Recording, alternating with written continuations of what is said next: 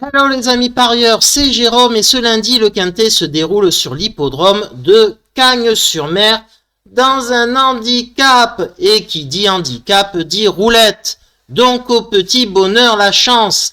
Et après l'analyse du quintet, je ferai un zoom sur la plus belle course à Agen et à Marseille-Vivo. Là aussi, je donnerai mon tuyau, mon chocolat et mon cheval piment pour faire monter la température avec une belle cote. Et un petit retour sur le prix de France s'impose. J'ai le premier, bon le chocolat c'est pas compliqué, Idaho de Tillard.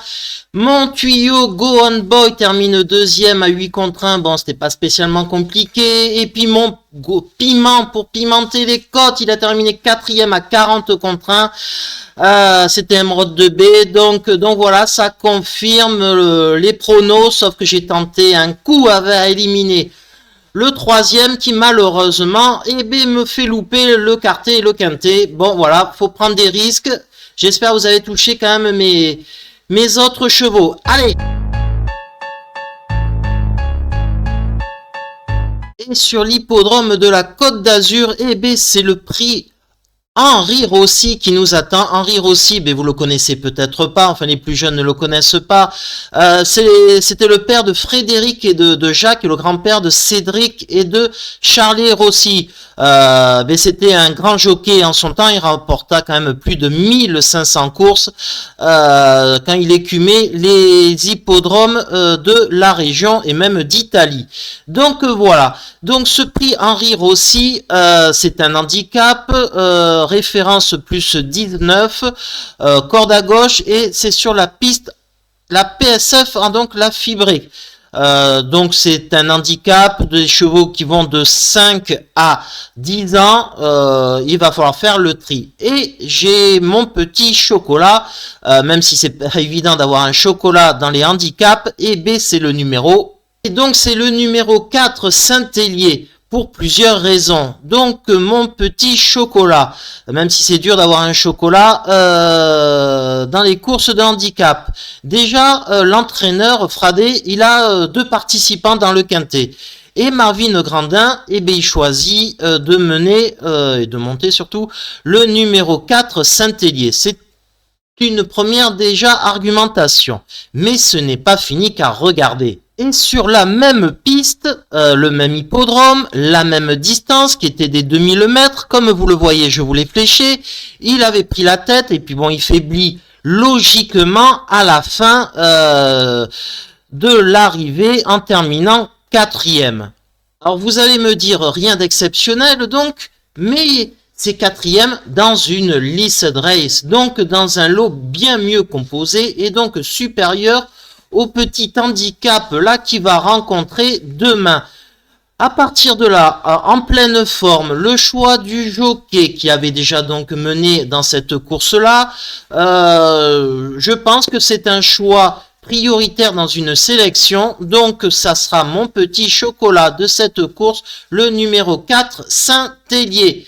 Allez, on passe à la suite. Et que nous dit son entraîneur Rémi Fradé ? Comme quoi le cheval descend de catégorie, qu'il a bien fait sur ce parcours, comme on a pu le voir, et qui pense avoir une bonne chance. Donc, voilà, tout est dit. Allez, le petit tuyau maintenant, c'est le tuyau. Mon tuyau dans cette course, c'est le numéro 2, Bémer. Alors pourquoi Bémer? C'est parce que déjà il est entraîné par Andrea Suboric, Hugo Boutin au niveau de la monte, il a quand même 61 kilos au niveau du poids, c'est quand même beaucoup, mais il y a des arguments bien évidemment. Si vous remarquez, le numéro 8 Wolf est entraîné par Mathieu Boutin.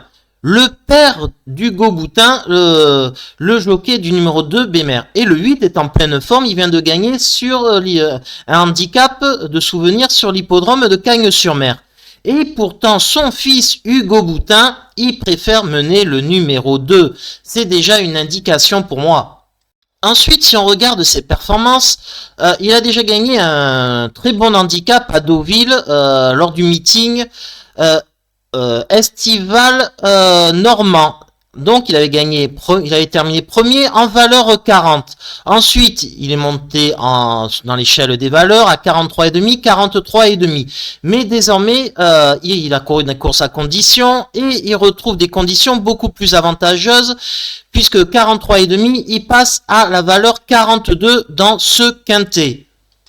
Que nous dit son entraîneur, Andreas Suboric?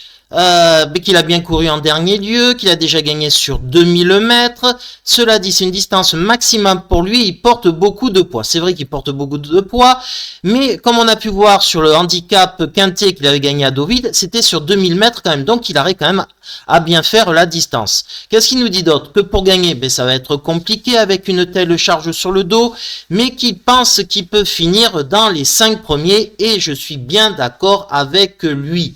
Je voudrais conclure sur ce numéro 2 pour préciser quand même qu'il a le numéro 1 à la corde et que c'est quand même un avantage sur ce parcours. Donc ça sera mon tuyau, le numéro 2, Bémer. Allez, on passe maintenant au petit piment pour mettre de la cote dans ce quintet, même s'il y en aura, je pense. Et mon piment, ça sera le numéro 7, Grand Balcon.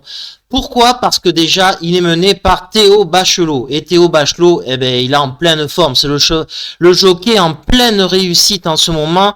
Donc voilà. Donc j'espère qu'il va pouvoir faire déjouer ce numéro de corde qui est le 16, qui est quand même un inconvénient. Mais ce n'est pas, il n'y a pas que ceci comme argumentation. J'ai fait un petit examen de conscience pour Théo Bachelot avec le cheval et il a fait 4e, 6e, 3e et 1er avec Grand Balcon. Donc il a une très bonne réussite avec ce cheval. Et ce même cheval au Grand Balcon à Cagnes-sur-Mer, donc sur l'hippodrome du jour, il a fait 3e, 3e et 1er. Donc, entre un jockey en pleine forme, qui a une très belle réussite avec ce cheval, et un cheval qui fait très bien l'hippodrome, et ce parcours-là, il est parfait ce petit piment pour mettre de la cote. Allez, le 7, les amis, Grand Balcon pour faire sauter la baraque. Et l'entraîneur, il en dit quoi, Julien Mérienne? Alors comme quoi, il a fait plaisir en remportant le quintet dernièrement, il est resté très bien depuis, mais il va devoir composer avec un poids bien évidemment revu à la hausse. Il croit qu'il est capable de rester compétitif pour les places, d'autant plus que revenir sur la PSF ne va pas le gêner. Ce qui lui ennuie le plus, c'est le 16 à la corde, ça on l'a dit, mais on peut faire confiance quand même à Théo Bachelot qui marche sur l'eau en ce moment. Bon, c'est pas l'idéal, mais il a associé un jockey en forme. C'est ce qu'on a déjà dit. Allez, on passe à ma sélection. Et ma sélection, la voici. Le numéro 7, Grand Balcon, on en a déjà parlé, je reviens pas dessus. Le 4, Saint-Hélier aussi. Le 2, Bémer, on n'en revient pas aussi. Le 10, Royal Knight. Pourquoi? Tout simplement, Pouchin est très bon en ce moment. Aussi, il est très performant avec le cheval. 3e, 2e, 1er, 8e, 4e, 1er. Donc, une association de feu avec le cheval. Donc, Pouchin Royal Right pour en 4e position de ma sélection. Ensuite, ça sera le 3 Swiss Bank Yoritz Mendizabal. Le cheval est en pleine forme aussi. C'est le choix de Yoritz Mendizabal dans ce quintet plus. Donc, c'est pour ça que je l'ai mis. Ensuite, le 15 Alpage Orani au niveau de la monte. C'est le choix du jockey, il avait une autre possibilité, donc c'est pour ça que je l'ai mis. Le 12, Maxime Guyon, forcément, un tel jockey, on le met, on peut lui faire confiance pour lui donner un bon parcours. Au numéro 12, Noce d'Argent. Et enfin le 11, Rascaillon, ma grosse cote, Mademoiselle Romary, qui revient sous la selle avec le cheval, puisqu'elle lui a fait défaut la dernière fois, et puis d'ailleurs c'était une contre-performance 6e, mais justement avec ce cheval Rascaillon, elle a fait lors de ses 3 dernières courses, premier. Donc voilà, alors on peut lui faire confiance en retrouvant la monte de ce cheval pour faire une belle performance aussi, j'y crois, avec le 9 à la corde. Donc ma sélection pour ce quintet plus, le 7, le 4, le 2, le 10, le 3, le 15, le 12, le 11 et en cas de non partant, le numéro 9. Allez, c'est parti maintenant pour l'analyse de la plus belle course d'Agen, c'est dans la 8e.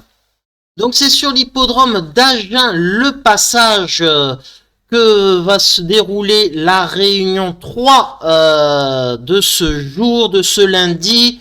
Une réunion correcte et la 8e est pas mal à étudier. Une allocation de 35 000 € qui fait office de Grand Prix. Une course européenne avec des chevaux qui sont plutôt bien connus quand même des turfistes. Donc mon choix va se porter sur le numéro 1. Freedom. Et Freedom, ça va être mon chocolat. Pourquoi mon chocolat? Il vient de gagner à Vincennes, donc c'est un choix prioritaire. Ensuite, pour une grosse cote, ça sera le 2, Madame Alf Jumpira. Je ne sais pas si on peut l'appeler comme ça. Jean-Charles Piton, il se déplace sur l'hippodrome d'Agen, il fait un long déplacement, il a récupéré ce cheval dans son écurie, il en est même le propriétaire, donc je pense qu'il va vouloir le faire arriver, mais c'est un 9 ans et je priorise dans cette course les 6 ans comme le 1 Freedom, mais le numéro 2, donc le numéro 7, pardon, Icar du Béril, qui a visé la course, donc je pense avec Yvan Lacombe, je pense qu'il peut faire afficher une belle cote. C'est pour ça que c'est mon piment dans cette course. Et ensuite, le tuyau, c'est le numéro 8, In Love with Chenu. Pourquoi? Tout simplement, Pierre Pellereau se déplace lui aussi sur l'hippodrome de la Garenne. C'est pas pour rien. Il a fait de très belles performances lors du meeting de Vincennes, mais souvent malheureusement. Ensuite, il a été disqualifié après enquête, alors qu'il avait terminé 2e sur Lyon-Lassois, dans un lot quand même, pour moi, supérieur. Donc là, cette fois-ci, on peut le racheter, je pense. Donc ma sélection, ça sera 1, 2, 7 et 8 dans cette très belle course de Agen. Allez, on passe sur l'hippodrome de Marseille-Vivo. Et donc Marseille-Vivo, c'est cet hippodrome-là, une petite réunion, hein, franchement, j'ai les 2 plus grosses allocations, et bien c'est soit la première, soit la deuxième course. Donc j'ai choisi la première, une allocation de 22 000 €, donc des chevaux de 6 à 7 ans. Ma sélection, elle va être très simple parce qu'il faut faire un choix, même si c'est pas évident parce que les chevaux, c'est quand même pas, ils sont pas exceptionnels dans cette course. Allez, mon premier choix, ça sera le numéro 4, Isla Nabella. Pourquoi Laurent Lamazière c'est un très bon driver, un très bon entraîneur, donc déjà j'aime bien ça. Il reste sur une victoire sur 7 hippodromes, sur ce parcours, donc cette distance-là. Il a fait une rentrée à Lyon-Lassois, c'est parce que donc il vise cette course-là. C'est mon tuyau dans cette course. Ensuite, dans ma sélection, ça sera le 6, Histoire de loisir. Lui, par contre, ça sera mon piment. Junior Gelpa, le défaire des postérieurs. C'est un cheval qualitatif par rapport à ce lot qui est faible. Donc, c'est une possibilité. Ensuite, je vais mettre le 10, Iris Rivoise. Tout simplement car c'est David Beckert qui a été appelé, donc on peut lui faire confiance pour faire l'arrivée. Il a terminé 3e avec ce même cheval en étant seulement déféré des postérieurs, donc c'est mon tuyau pour le numéro 10, Iris Rivoise. Et pour une grosse cote, parce que c'est une course mini-multi, Donc je mets un 4e dans la sélection. Je vais mettre le 11 Héroïne des Loups. C'est un cheval qui reste. Sa dernière victoire remonte au 31 janvier 2023 et c'était sur ce même parcours avec Jean-Charles Ferron en tant que driver. Bon, de l'eau a coulé sous les ponts. Depuis, il est plus arrivé une seule fois 3e, à part une malheureuse course d'amateur. Mais il a fait une rentrée, enfin plusieurs courses de rentrée. L'entraîneur Loïc Le Renard rappelle Jean-Charles Ferron, qui a déjà gagné, je précise, sur ce parcours-là. Donc, ma sélection, c'est 4, 6, 10, 11 pour ce mini-multi dans la première de Marseille Vivo. Et on arrête là pour cette journée de pronostics et je vous dis à demain pour de nouvelles aventures car les courses, ça ne s'arrête jamais. Pour le plaisir des plus grands turfites et des adorateurs comme nous. Allez, ciao les amis parieurs.